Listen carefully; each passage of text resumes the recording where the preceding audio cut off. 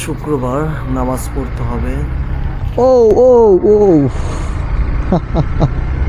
সিলাসর বাজারে পাখির সাথে মনে হয় আমার সংঘর্ষ হয়ে গেছিল একটুর জন্য। এক জ্যাক পাখি হঠাৎ করে উড়ে আসলো আমার সামনে, খুব সুন্দর লাগলো বিষয়টা। নামাজ পড়তে হবে যে কোনো একটা মসজিদ থেকে, আবার রয়েছেন বিয়ের দাওয়াত, দ্রুত যেতে হবে সেখানে। তবে নামাজ শুক্রবার পড়বো, জিলাপি খাবো না, এইটা কেমনে মাইনা নিমু? জিলাপি সারণ যাইব না, জিলাপি সারণ যাইব না। ঢুকি আগে একটা মসজিদে, এই একটা মসজিদ পেয়েছি, হ্যাঁ এখানেই আদায় করে নেই। নামাজ কয়টা এখানে? নামাজ কয়টায়? 35 না 45? না সেটাই, মানে দেরি হলে আরো সামনে যায়। ওকে, ধন্যবাদ ভাইয়া।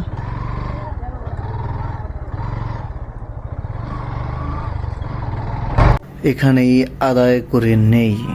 যাক আলহামদুলিল্লাহ, নামাজ শেষ হয়ে গেল। এখন আবার রয়েছে দোয়া, দোয়ার পরে জিলাপি। এই তো দেরি সহ্য হইতেছে না, জিলাপি খাইতে গেলে আবার বিয়া ছুটে যাবো গা।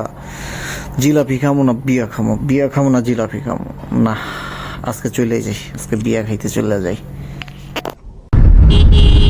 ওই তো আরে আমার সামনে আবার জিলাপি লইয়া যায়, লোভ লাগাইতেছে রে। এই লোভ কেমনে সামলাম এখন?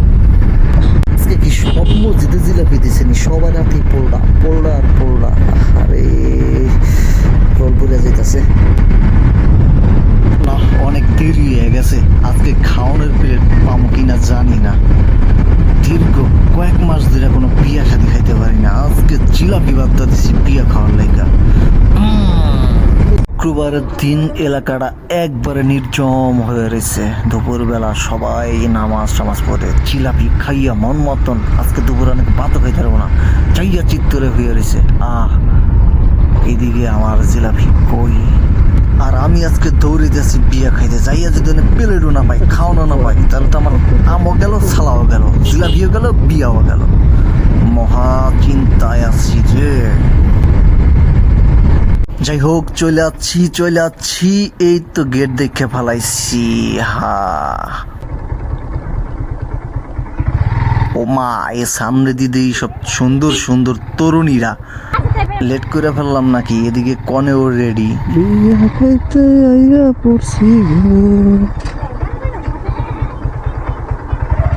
বসেন না? হ্যাঁ